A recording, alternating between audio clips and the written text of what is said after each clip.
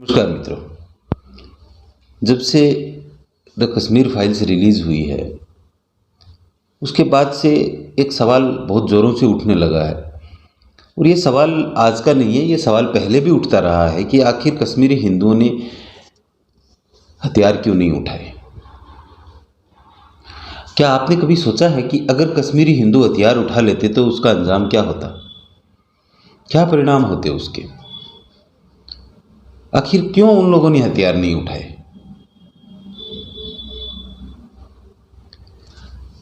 आज मैं आपको इस सवाल का जवाब देने की कोशिश करूंगा। इस सवाल का जवाब जानने से पहले हमें एक कहानी जाननी पड़ेगी। वो भी एक सत्य घटना है और इसी देश की है। कश्मीर से बहुत दूर हमें बिहार में जाना होगा। कश्मीर की घटना और बिहार की घटना का वक्त एक ही जैसा है, वो भी 90 का ही दशक था।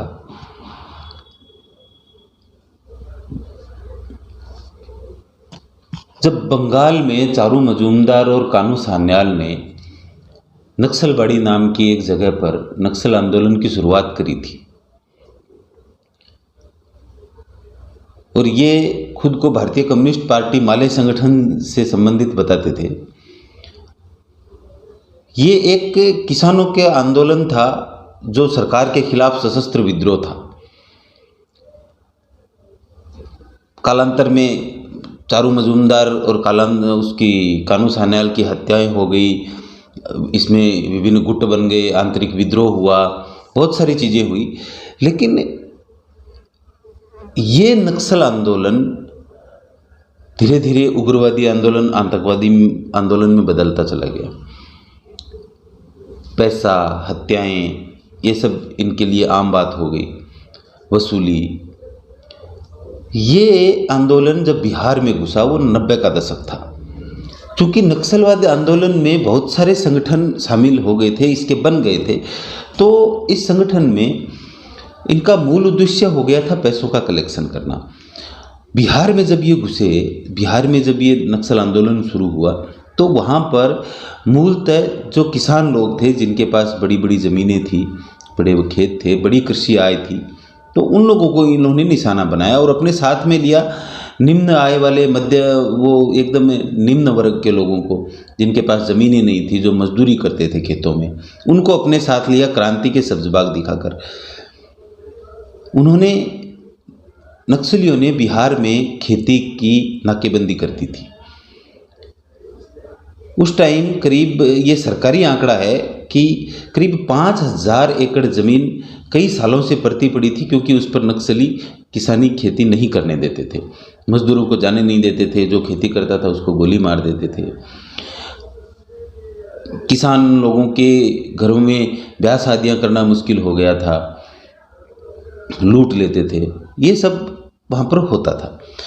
1994 में, अब यहाँ आप बात आती है कश्मीरी हिंदुओं की। कश्मीरी हिंदू 90s में भागकर कश्मीर से पलायन कर गए थे और 1994 में इस नक्सलवाद, आतंकवाद के विरोध में लोग खड़े हो गए थे। वहाँ के भूमिहार लोग, जिनको ब्राह्मण कहा जाता है, वो इस आंदोलन के अगुवा बने और इसमें सभी जातियों को शामिल किया गया था। बिहार के, मध्य बिहार के एक भोजपुर गांव में, भोजपुर डिस्ट्रिक्ट का एक गांव में इस संगठन की स्थापना हुई थी और नाम रखा गया था रणवीर किसान संगठन। रणवीर इसलिए कि 18वीं शताब्दी में करीब रणवीर नाम के एक व्यक्ति जो भूमिहार हुआ करते थे, उन्होंने राजपूतों के विरोध में ज़मीन के लिए, अब ज़मीनी हक के लिए लड़ाई लड़ी थी और अपनी ज़मीनें हासिल करी थी और कालांतर में वो बिहार में किसानों के लोक देवता बन गए थे। तो उसी नाम पर ये रणवीर किसान संगठन की स्थापना हुई थी और उन्होंने सभी किसान, सभी छोटे किसान, बड़े किसानों को से मिलकर एक सशस्त्र बल का गठन किया जो उनका नक्सलियों का मुकाबला करेगा। और उन्हें इसमें सफलता भी मिली, उन्होंने नक्सल आंदोलन को रोका भी। लेकिन इसके मायने क्या हुए? इसके मुखिया जो ब्रह्मेश्वर मुखिया के नाम से प्रसिद्ध थे, तो वो इसके अध्यक्ष थे, उनका क्या परिणाम हुआ और एक प्रोस्पेक्टस क्या बना समाज में रणवीर सेना के प्रति? नक्सलियों का आंदोलन हम सब जानते हैं कि इनका नेक्सस कितना बड़ा है। अर्बन नक्सल से लेकर यूनिवर्सिटीज़ तक में अंतर्राष्ट्रीय लेवल पर इनकी बात उठाने वाले, ये इतना बड़ा नेक्सस है कि कोई भी इसका मुकाबला जल्दी से नहीं कर सकता। पूरी वामपंथी ब्रिगेड इसके पीछे खड़ी है और यही ब्रिगेड कश्मीर में मुस्लिम कम्युनिटीज़ और मुस्लिम मजहबी जो आतंकवादी हैं उनके पीछे में खड़ी है।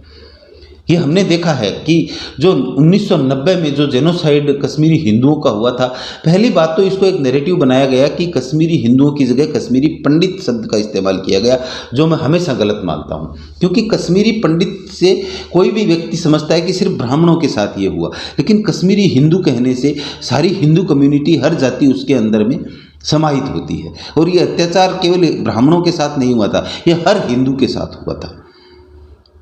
ये एक नैरेटिव उनका बनाया हुआ था कि कश्मीरी हिंदू की जगह कश्मीरी पंडित शब्द यूज़ किया जाए। अब आते हैं कि हथियार क्यों नहीं उठाए कश्मीरी हिंदुओं ने, उसके परिणाम क्या होते?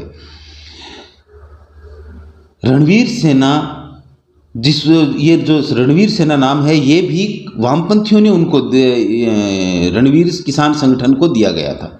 एक्चुअली में रणवीर सेना ये नाम किसी ने नहीं रखा था, ये नक्सलियों की तरफ से वामपंथी की जो थिंकिंग ब्रिगेड है उसने ये नाम दिया था।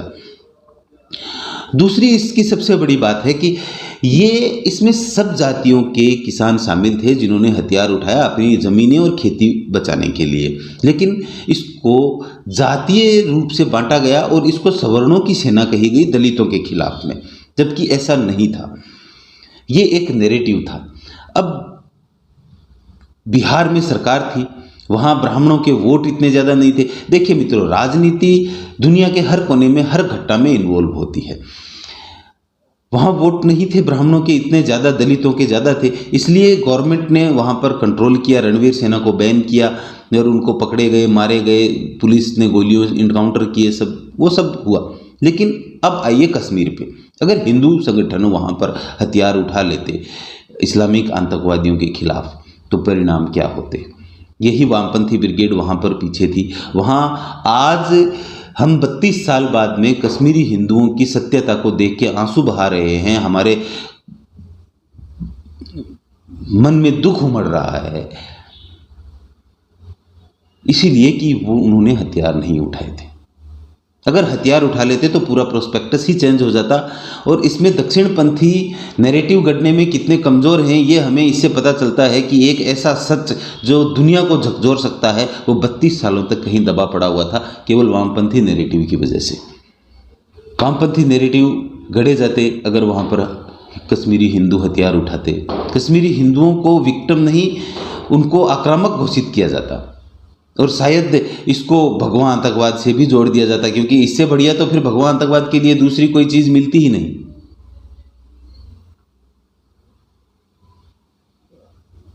सबसे बड़ी बात, सरकारें कभी भी अगर ऐसे संगठनों के साथ वहाँ पर नहीं देती, भले ही वो अत्याचारी थे, प्रताड़ित थे, धार्मिक आधार पर प्रताड़ित थे कश्मीरी हिंदू, लेकिन कोई भी सरकार वहाँ पर इन हिंदुओं का साथ नहीं देती, बल्कि इनको ही मुजरिम बनाकर कटघरे में खड़ा कर दिया जाता और इनकाउंटर के आदेश कर दिए जाते। क्योंकि 1990 में 20% और उसके बाद में बढ़ते हुए मुस्लिम वोट बैंक जो पूरे देश में है, वो हर पार्टी को चाहिए। और मुस्लिम तुष्टीकरण वोटों के लिए इस देश में बहुत ज़ोरों से होता है। ये पिछले 20 साल का राजनीतिक अध्ययन आपको बता सकता है। और अब ज़रा सोचिए कि अगर कश्मीरी हिंदू हथियार उठा लेते तो कश्मीर की जो प्रोस्पेक्टस भारत सरकार ने आज पूरी दुनिया में बना के रखा है, उसका क्या होता। हर इंटरनेशनल लेवल पर मुस्लिम कम्युनिटी जो पूरी वर्ल्ड में है, वामपंथी ब्रिगेड के साथ मिल करके ये साबित कर देती कि मुस्लिम कश्मीर में दुखी हैं, उनको मारा जा रहा है हिंदुओं द्वारा। और आज ये नैरेटिव कश्मीर के लिए कभी बिल्टअप नहीं हो पाता जो आज है। अगर 90 के दशक में कश्मीरी हिंदू हथियार उठा लेते तो मेरी समझ में उसका परिणाम बिहार के ब्रह्मेश्वर मुखिया और रणवीर सेना से ज़्यादा अलग नहीं होता और उसका असर पूरे भारत के हिंदू समाज पर पड़ता। ऐसे ऐसे नैरेटिव गढ़ दिए जाते कि पूरा भारत का हिंदू समाज को खुद से ही शर्म आने लगती, क्योंकि हम तो आज हमारे इतिहास, जो हमको झूठा इतिहास पढ़ाया जाता है, उसमें ब्राह्मणों को अत्याचारित कह के प्रचारित किया जाता है, हम उस पर भी अपनी सच ढूंढने के बजाय हम अपनी गर्दनें झुका लेते हैं और शर्म से शर्मसार हो जाते हैं। तो सोचिए, इतना बड़ा नैरेटिव अगर बनता जहाँ पर कि सो कॉल्ड मुस्लिम जो अल्पसंख्यक हैं उनको बहुसंख्यक हिंदुओं द्वारा मारा जा रहा है, तो फिर हम कैसे इस नैरेटिव को तोड़ पाते। मैं ये नहीं कहूँगा कि ये वजहें थी कि कश्मीरी हिंदुओं ने हथियार नहीं उठाए। उनके हथियार ना उठाने की बहुत सारी वजहें हो सकती हैं, धार्मिक वजहें हो सकती हैं, मानसिक वजह हो सकती हैं, मैं उस पर कोई कमेंट नहीं करूँगा। लेकिन शायद मैं आपको ये बताने में की कोशिश कर रहा हूँ कि अगर कश्मीरी हिंदू हथियार उठा लेते तो उसके परिणाम क्या हो सकते थे। उम्मीद करता हूँ कि शायद मैं आपको मेरी बात समझाने में कामयाब हुआ हूँ। जय हिंद।